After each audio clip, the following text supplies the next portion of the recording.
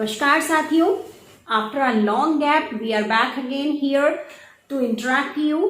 और this video is about mission Prerna phase 5 that has been started from 4th July 2021। मैं नीलम मेरठ से आप सभी के समक्ष लेकर आई हूँ मिशन प्रेरणा के पंचम चरण से संबंधित शासनादेश का एक संदर्भ। तो साथियों, अगर हम बात करते हैं मिशन प्रेरणा के पंचम चरण की, तो इस चरण में 4 मुख्य बिंदुओं पर बात की गई और उन बिंदुओं का उद्देश्य है शिक्षकों, प्रधानाध्यापकों, साथ ही साथ एआरपी, एसआरजी, खंड शिक्षा अधिकारी, डायट मेंटोर्स, हमारे बीएसएस और हमारे डायट प्राचार्यों को और अधिक नेतृत्वकर्ता के रूप में, एक सक्षम नेतृत्वकर्ता के रूप में उभार कर सामने लाना। तो यहाँ अगर देखा जाए तो मात्र हमारे पूरे इस विभाग के प्रशासनिक चरणों को की बात की जाए तो इसके साथ साथ अभिभावकों और बच्चों, इन दोनों के अंदर भी कुशल नेतृत्व करने की क्षमता को संवर्धित करने का प्रयास किया गया है इस मिशन में प्रेरणा के 5वें फेज के अंतर्गत। किस प्रकार? तो अगर हम इस पूरे शासनादेश का समग्र रूप से अध्ययन करें तो हम ये पाते हैं कि इसमें एक तरफ कुशल नियोजन अर्थात प्लानिंग की बात की गई है, दूसरी तरफ एडमिनिस्ट्रेटिव लेवल पर उस नियोजन को किस प्रकार से एग्जीक्यूट करना है, अर्थात किस प्रकार से ये पूरे प्रशासनिक अमले के साथ इस कार्य योजना को विस्तृत अमली जामा पहनाना है और उसके पश्चात क्षेत्र में आने वाली समस्याओं, चुनौतियों पर चर्चा करनी है और उसके समाधान का प्रयास करना है। तो इस प्रकार देखा जाए कि पूरे व्यक्तित्व को एक बहुत ही मुखरित करने की दिशा में ये शासनादेश आया है। अब बात करते हैं कि इस शासनादेश के अंतर्गत कौन कौन से मुख्य बिंदुओं की पर बात की गई है। तो इसमें सर्वप्रथम अगर बात की जाए तो इसका केंद्र बिंदु हमारे छात्र हैं और छात्र के अंदर जो एक गैप आ गया है इस कोविड समस्या के कारण, इस पैंडेमिक के कारण, उस गैप को किस प्रकार से हमें भरना है, किस प्रकार से बच्चों के अंदर न्यूनतम अधिगम दक्षताओं को बनाए रखना है, ये हमारे लिए बहुत ही दुष्कर और चुनौतीपूर्ण कार्य है। इसी को ध्यान में रखते हुए मिशन प्रेरणा की 5 फेज में ये ध्यान रखा गया है कि विभिन्न बिंदुओं पर हम एक विस्तृत कार्य योजना बनाकर कार्य करें। इस दिशा में सबसे पहले व्हाट्सएप ग्रुप के माध्यम से जो ई कंटेंट हमें शासन की ओर से प्रदान किया जा रहा है, उस ई कंटेंट को बच्चों की तक पहुंचाना ये प्रमुख उद्देश्य है। इसी कड़ी में दूसरा प्रयास है कि रेडियो पर आयोजित किया जाने वाला आओ अंग्रेजी सीखें कार्यक्रम, इसके माध्यम से बच्चों को कम्युनिकेटिव लैंग्वेज अर्थात कि किस प्रकार से हमें वार्तालाप में सामान्य बोलचाल की भाषा में अंग्रेजी का प्रयोग करना है, इस बिंदु पर ध्यान देना है। साथ ही साथ व्याकरण की दृष्टि से बच्चों को बहुत समृद्ध बनाना है। आओ अंग्रेजी सीखें कार्यक्रम के बाद, व्हाट्सएप ग्रुप के बाद दूरदर्शन की बारी आती है। प्रतिदिन 9 से 1 बजे तक छात्रों की लर्निंग आउटकम को और अधिक एनरिच करने के लिए, उनकी दक्षताओं को और विस्तृत करने के लिए हमारे ही विभाग के टीचर्स के द्वारा कुछ सेलेक्टेड वीडियोस को टेलीकास्ट किया जाता है, जो भी हमारे छात्रों के हित में एक बहुत ही अच्छा और लाभदायक कार्य है। इसी के साथ अगर हम और आगे बढ़ते हैं तो इन सभी कार्यक्रमों के साथ साथ क्विज की भी एक पूरी फ्रेमवर्क बनाई गई है, पूरी कार्य योजना है कि प्रत्येक शनिवार को एक क्विज भी रिलीज की जाएगी और उस क्विज को HM, incharge teachers, assistant teachers, अनुदेशक, शिक्षा मित्र, अभिभावक, प्रेरणा साथी, ये सब बच्चों के द्वारा इसको संपादित कर सकते हैं। इसी के साथ प्रत्येक रविवार को 10 बजे ई कंटेंट रिलीज किया जाएगा और वही ई कंटेंट हम सभी को बच्चों की पहुंच तक लेकर जाना है। इन एजुकेशनल प्रोग्राम के साथ साथ हमें ये भी ध्यान रखना है कि जब भी हम बच्चों तक पहुंचते हैं तो हमें प्रेरणा लक्ष्य ऐप, रीड अलोंग ऐप और दीक्षा ऐप को डाउनलोड कराना है। साथ ही साथ उस पर जो प्रेषित और जो उस पर सामग्री भेजी जाती है, उस सामग्री को हमें बच्चों को दिखाना है, जिससे कि उनकी प्रेरणा जो लक्ष्य है, उन लक्ष्यों को प्राप्ति के प्रति उनके अधिगम स्तर पर हम उनको ले जा सकें। इसी के साथ अगर हम बात करते हैं कि किस प्रकार से हमें इन सब चीजों को संपादित करना है, तो अब बात आती है हमारे पास कि ये जो पूरी रूपरेखा है, इस पूरी रूपरेखा को हम किस प्रकार से क्रियान्वित करें, एग्जीक्यूट करें। तो this will take help by the teachers and HM also. हमारे टीचर्स को क्या करना है कि एक लक्ष्य निर्धारित करना है कि प्रत्येक दिन हम इतने अभिभावक को अपने विद्यालय में बुलाएंगे। ऑफलाइन ऑनलाइन टोटली ऑल्टरनेटिव है, वैकल्पिक व्यवस्था है। और इसी के साथ साथ अपना पूरा एक एक्शन प्लान हम सबको तैयार रखना है कि किस प्रकार से हम अध्यापक जब अभिभावकों से वार्ता करेंगे तो उन्हें हमें क्या कंटेंट प्रेषित करना है, क्या मैसेज कन्वे करना है, किस तरह से उन्हें एनकरेज करना है कि वो अपने बच्चों को इस पूरी मिशन प्रेरणा के फेज से जोड़ने में हमारा सहयोग करें। इसके लिए पूरे हमें ये ध्यान रखना होगा कि जो तीनों ऐप, प्रेरणा, लक्ष्य, रीड अलोंग और दीक्षा ऐप, उनकी रीच हमें पेरेंट्स तक पहुंचानी है।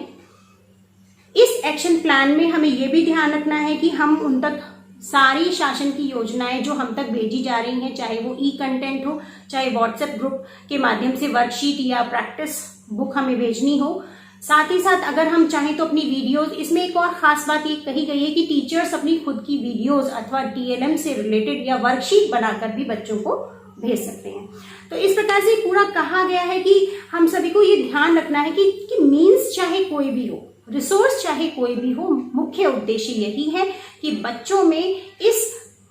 पूरे समयावधि के दौरान जो गैप आ गया है, जो पढ़ाई से वो हट गए हैं, हमें उस क्राइसिस को खत्म करना है। और उसे खत्म करने के साथ साथ हमें यह भी देखना होगा कि presently how should we make our own action plan, कि हमें खुद की कार्य योजना कैसे बनानी है। कोई भी कार्य योजना तब तक नहीं बनाई जा सकती जब तक हमें वर्तमान स्तर पर आने वाली चुनौतियों का आभास ना हो।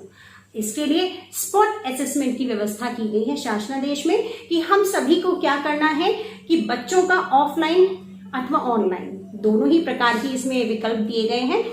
कि मोहल्ला क्लास के माध्यम से चाहे तो ऑफलाइन, अदरवाइज ऐप के माध्यम से ऑनलाइन हम उनका असेसमेंट करें, उनका आकलन करें कि प्रेजेंटली हमारा बच्चा किस स्तर पर है और उसके आधार पर हम अपनी पूरी एक सॉलिड स्ट्रेटेजी बनाएं, पूरा प्लान बनाएं और उस प्लान को एग्जीक्यूट करें। इस एग्जीक्यूशन में HM को और इंचार्ज टीचर को बहुत ही महती भूमिका का निर्वहन करना होगा। किस प्रकार? सब सर्वप्रथम उन्हें अपने विद्यालय में टीचर्स को क्लास का अलॉटमेंट करना है। कक्षा का पूरा ब्यौरा देने के बाद, विभाजन करने के बाद प्रत्येक शिक्षक का भी दायित्व बन जाता है कि वो अपनी कक्षा के स्तर पर एक बहुत ही सुदृढ़ रणनीति बनाए और उस एक्शन प्लान को वो एग्जीक्यूट करे। उस प्लान को एग्जीक्यूट करने में वो HM की हेल्प भी ले सकते हैं, SMC के सदस्यों की, सभासद, नवनिर्वाचित ग्राम प्रधान अथवा कोई भी ऐसा व्यक्ति जो विद्यालय में आकर अथवा विद्यालय से बाहर बच्चों के हित के लिए कार्य करने हेतु तत्पर हो। इन्हीं सब चीजों के साथ साथ अगर हम बात करें अपने बात की कि एक ऐसा विकल्प हो हमारे पास कि जहां तक टीचर नहीं पहुंच पा रहा है वहां तक कोई एक अन्य वैकल्पिक व्यवस्था हो जाए। इस व्यवस्था को ध्यान में रखकर हमारे शासनादेश में प्रेरणा साथी की अवधारणा को पूर्णतया स्पष्ट किया गया है। तो सबसे पहले ये कहा गया है कि प्रेरणा साथी कोई भी वह व्यक्ति हो सकता है जो 12 वर्ष से ऊपर का हो,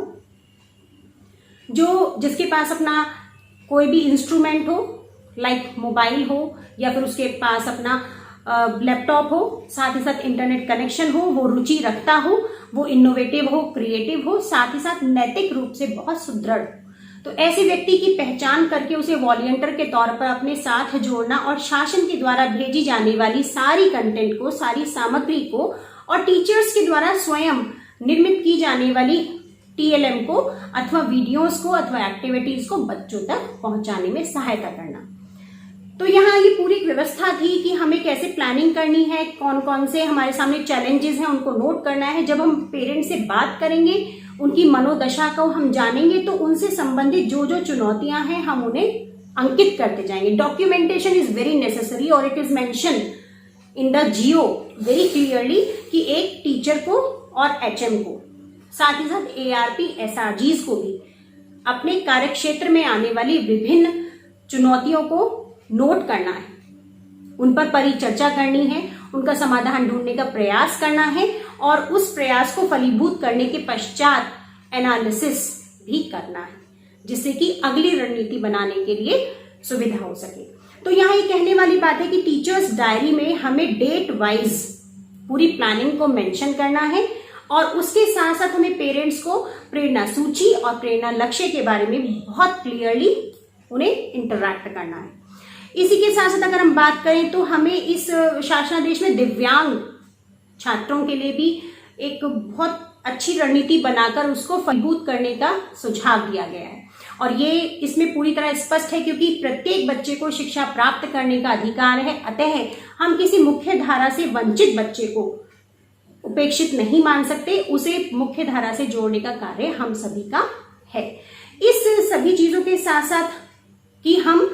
ऑफलाइन अथवा ऑनलाइन मोड में जब पेरेंट्स से इंटरैक्शन करेंगे तो हमें क्या करना है, मोहल्ला क्लासेस संपादित करनी है। उसमें हम प्रेरणा साथी अथवा अन्य किसी वॉलंटियर की हेल्प ले सकते हैं। साथ ही साथ हमें एक और चीज ध्यान रखनी कि e content that is released from the government, उसके साथ साथ अपनी वर्कशीट, अपनी TLM ये सब बना करके हम प्रेरणा साथी के माध्यम से बच्चों तक पहुंचा सकते हैं अथवा स्वयं भी हम मोहल्ला क्लासेस को संचालित कर सकते हैं किसी पब्लिक प्लेस पर जो बच्चों के लिए और टीचर के लिए पूरी सुरक्षा की दृष्टि के अनुकूल हो। ये स्पेशली ध्यान देने वाली बात है कि बच्चों की सुरक्षा और हमारी स्वयं की सुरक्षा हमारा बहुत बड़ा दायित्व है और हमें उसको संज्ञानित होकर काम करना है। इसी के साथ साथ अगर कोई बच्चा ऐसा है कि जो मोहल्ला क्लास में भी नहीं आ पा रहा है, प्रेरणा साथी की पहुंच तक भी नहीं पहुंच पा रहा है, ई कंटेंट भी उस तक नहीं मिल पा रहा है, तो ऐसे बच्चों को हम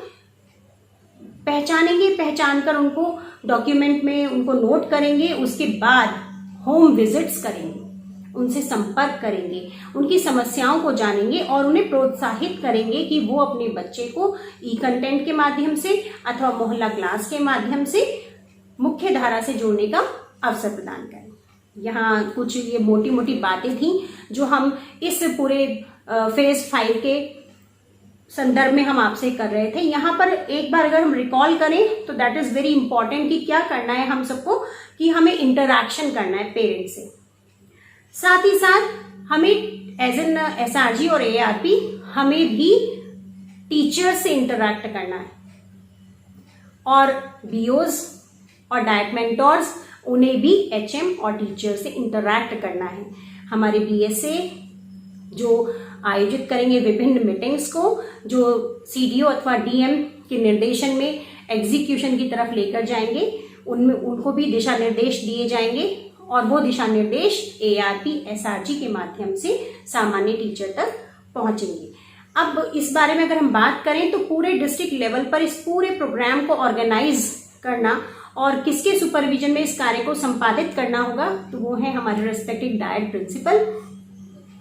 हमारे डायट प्रिंसिपल के द्वारा जनपद स्तर पर एक बहुत ही सुदृढ़ रणनीति बनाई जाएगी। प्रॉपर स्ट्रेटेजी के माध्यम से ई मीटिंग्स में उनके द्वारा इंटरैक्शन किया जाएगा, एनालिसिस किया जाएगा, साथ ही साथ सजेशंस भी दिए जाएंगे और इस प्रकार से हम एक पूरी प्लानिंग के साथ जो टॉप टू बॉटम होगी और बॉटम टू टॉप एक प्रॉपर कोऑर्डिनेशन के साथ इसको एग्जीक्यूट करेंगे। तो एक पूरा एक देखा जाए तो एक मुख्य बातें आप सभी के साथ इस वीडियो के माध्यम से साझा की जा रही हैं। बिंदुवार पूरी स्पष्ट व्याख्या के लिए देखते रहिए हमारी अगली वीडियो। तब तक के लिए धन्यवाद।